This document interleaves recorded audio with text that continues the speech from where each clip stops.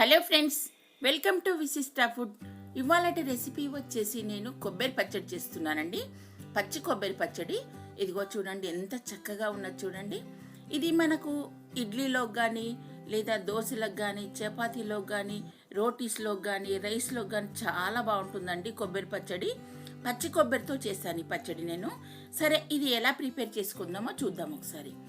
ఒక కొబ్బరి చిప్ప తీసుకున్నాను, ఒక హాఫ్ తీసుకున్నాను ఇక్కడ నేను. ఇవన్నీ కూడా నేను ఇవి సన్నగా కట్ చేసి పెట్టుకుంటాను. ఆ తర్వాత ఇది పక్కన పెట్టేసుకొని పచ్చిమిర్చి తీసుకున్నానండి. ఇక్కడ ఒక 10 పచ్చిమిర్చి, 2 నిమ్మకాయలు, ఆ తర్వాత కరివేపాకు రెబ్బలు, సాల్ట్ తగినంత. ఇక స్టవ్ పైన ప్యాన్ పెట్టేసుకొని కొద్దిగా ఆయిల్ వేసేసుకున్నాను. ఇందులో ఆయిల్ వేడెక్కాక కాస్త జీలకర్ర వేస్తున్నాను, ఒక హాఫ్ టీ స్పూన్ అంతా. ఈ జీలకర్ర వేగుతుంది కదా, కొద్దిగా ఒక స్పూన్ అంతా శనగపప్పు వేసాను ఇందులో. ఇవి దూరగా వేగుతున్నాయి కదా, ఇందులోనే పచ్చిమిర్చి కూడా వేసేస్తున్నాను. వేసుకుని ఆయిల్లో మనకు చక్కగా వేయించుకోవాలి. ఇవి పచ్చివాసన పోయేంత వరకు వేయించుకోవాలి. ఆ తర్వాత ఇప్పుడు ఇందాక కొబ్బరి ముక్కలు చిన్న చిన్నగా కట్ చేసి పెట్టుకున్నాను, ఇవి కూడా ఇందులోనే వేసేయాలి.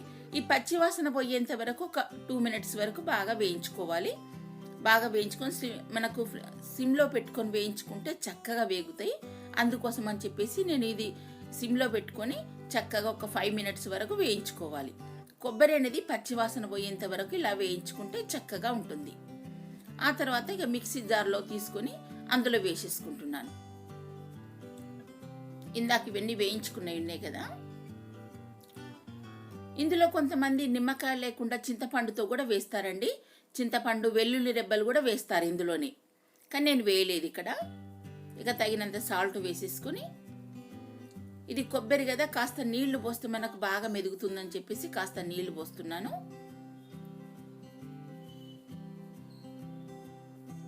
ఆ పైన స్టవ్ పైన చిన్న ప్యాన్ పెట్టేసుకొని పోపుకు ప్రిపేర్ చేసుకుందాం.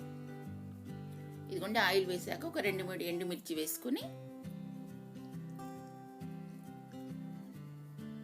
కొద్దిగా ఆవాలు, జీలకర్ర, ఇవన్నీ చిటపట్లాడుతున్నాయి కదా, ఇవి వేగాక కాస్త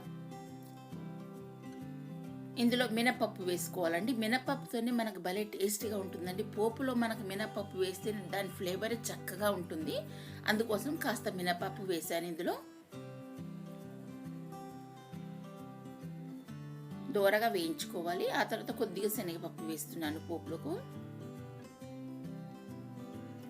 ఇవన్నీ చక్కగా దోరగా వేయించుకున్న తర్వాత కరివేపాకు రెబ్బలు కూడా ఇందులోనే వేసేయాలి.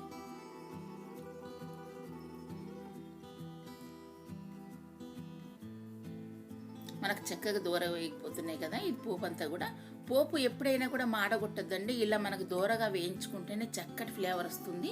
ఆ తర్వాత ఇందులో పసుపు వేసేసి ఇక మనం పచ్చడిలోకి పోపు వేసేసుకోవడమే. కాస్త నేను ఇందులో ఇంగువ వేస్తున్నానండి, వెల్లుల్లి వేయలేదు కదా, అందుకోసం చిటికెడంతా ఇంగువ వేసి కలుపుతున్నాను. ఇది ఆప్షన్ అండి, ఎవరి ఇష్టం ఉంటే వాళ్ళు వేసుకోవచ్చు లేదా ఊరుకోవచ్చు. ఇంగువ అనేది వెల్లుల్లి రెబ్బలు వేయలేదు కాబట్టి కాస్త ఇంగువ వేశాను. కొంతమంది వెల్లుల్లి రెబ్బలతో కూడా చేస్తుంటుంటారు, చింతపండుతో కూడా చేస్తుంటారండి. కాకపోతే నేను ఇక్కడ నిమ్మరసం పిండాను. నిమ్మరసంతో కూడా చాలా బాగుంటుంది. అందుకోసం నేను నిమ్మరసం పిండాను ఇందులో. ఇదిగోండి 2 నిమ్మకాయల రసం ఇందులో పిండేసేస్తున్నాను. ఇదంతా కూడా కలిసినట్టు బాగా కలుపుకోవాలి. ఆ పైన మన కొత్తిమీర వేసేసుకొని కలుపుకుంటే చక్కగా ఉంటుంది. మన కొబ్బరి పచ్చడి రెడీ అయిపోయింది. చూడండి ఎంత చక్కగా ఉన్నది చూడండి. రైస్లోకి కానీ రోటీస్లోకి కానీ దోశలోకి కానీ చాలా బాగుంటుందండి. ఒక 3-4 రోజుల వరకు కూడా మనకు నిలువ ఉంటుంది. ఇంకా ఫ్రిడ్జ్లో పెట్టుకున్నాం అనుకోండి, వారమైనా నిలువ ఉంటుంది. ఈ కొబ్బరి పచ్చడి అనేది పచ్చి కొబ్బరితో ఇలా చేశాను. ఒకసారి మీరు కూడా ట్రై చేసి చూడండి, ఎందుకంటే పచ్చి కొబ్బరిలో మన ఇంట్లో బోలెడు ఉంటాయి కదండి. Okay friends, thank you.